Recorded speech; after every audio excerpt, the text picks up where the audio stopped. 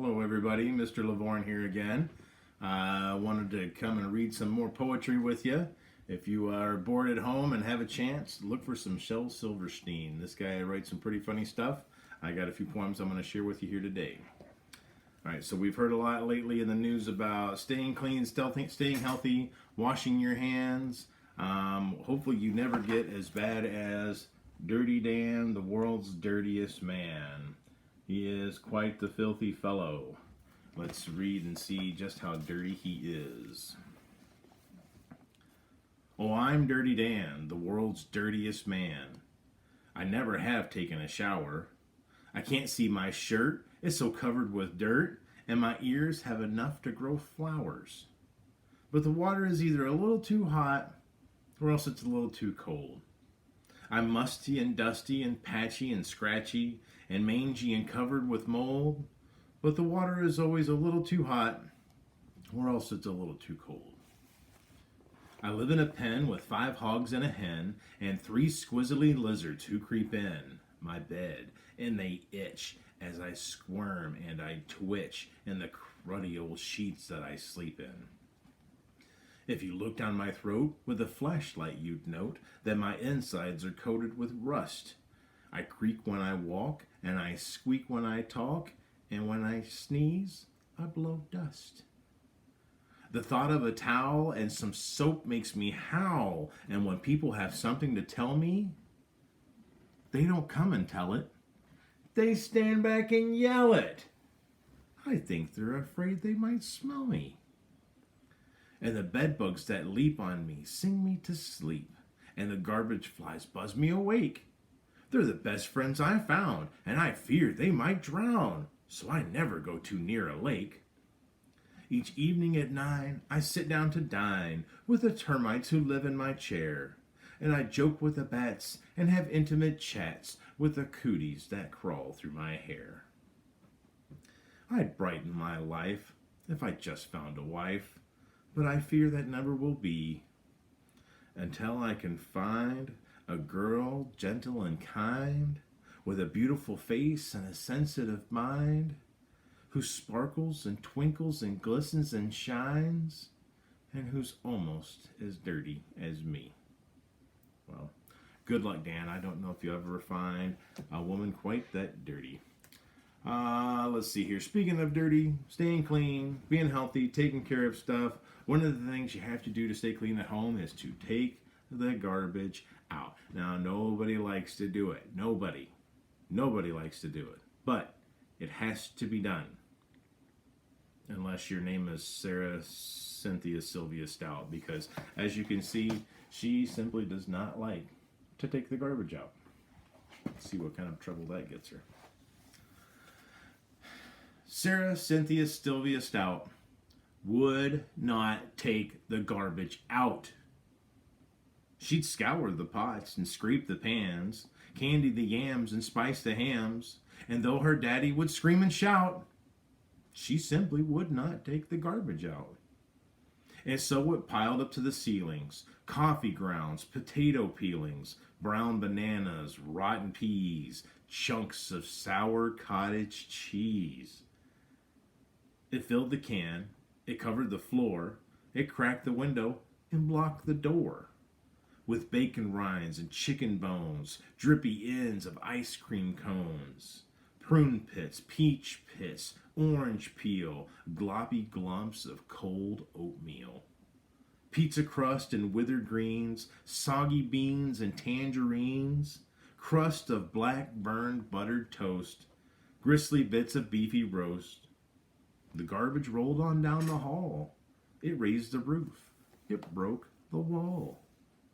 Greasy napkins, cookie crumbs, globs of gooey bubble gum, cellophane from green bologna, rubbery, blubbery macaroni, peanut butter caked and dry, curdled milk and crust of pie, moldy melons, dried up mustard, eggshells mixed with lemon custard, cold French fries and rancid meat, yellow lumps of cream of wheat.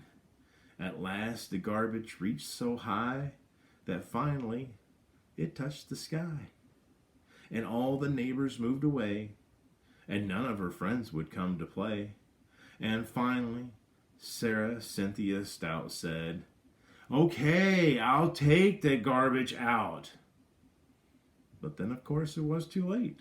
The garbage reached across the state, from New York to the Golden Gate. And there, in the garbage she did hate, poor Sarah met an awful fate that I cannot right now relate, because the hour is much too late. But children, remember Sarah Stout, and always take the garbage out.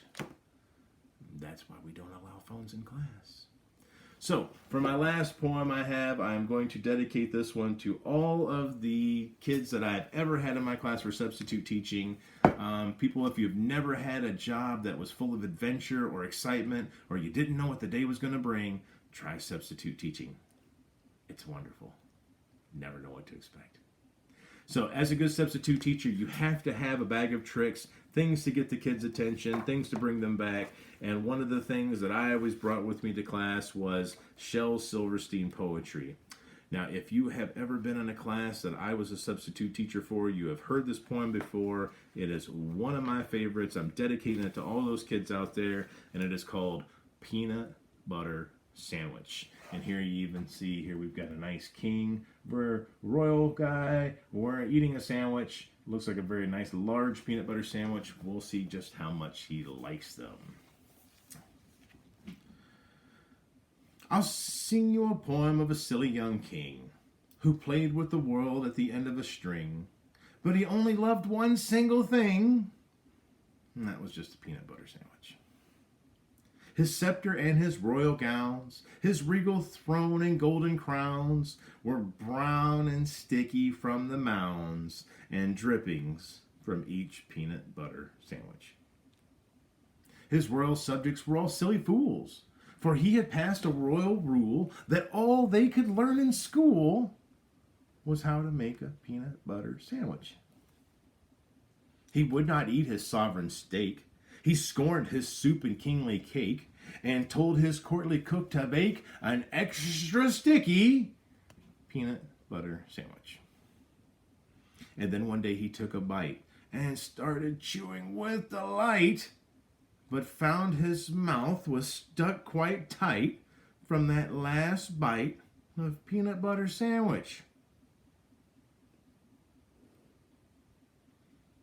His brother pulled, his sister pried, the wizard pushed, his mother cried, "Oh, my boy's committed suicide from eating his last peanut butter sandwich." The dentist came, and the royal doc. The royal plumber banged and knocked, but still those jaws stayed tightly locked. Darn that sticky peanut butter sandwich. The carpenter, he tried with pliers. The telephone man tried with wires. The firemen, they tried with fire, but couldn't melt that peanut butter sandwich. With ropes and pulleys, drills and coil, with steam and lubricating oil, for 20 years of tears and toil, they fought that awful peanut butter sandwich. Then all his royal subjects came. They hooked his jaws with grappling chains and pulled both ways with might and main against that stubborn peanut butter sandwich. Each man and woman, girl and boy, put down their plows and pots and toys and pulled until crack! Oh, joy! They broke right through that peanut butter sandwich. A puff of dust, a screech, a squeak. The king's jaw opened with a creak, and then in a voice so faint and weak, the first words they heard him speak were, "How about a peanut butter sandwich?" So, I guess we have a king who loves peanut butter sandwiches and does not like learning his lesson. Well, hopefully you guys will learn your lessons. Hope you keep reading, keep studying hard, keep working. Don't forget to take the garbage out, and always help out at home. Hope to see you soon.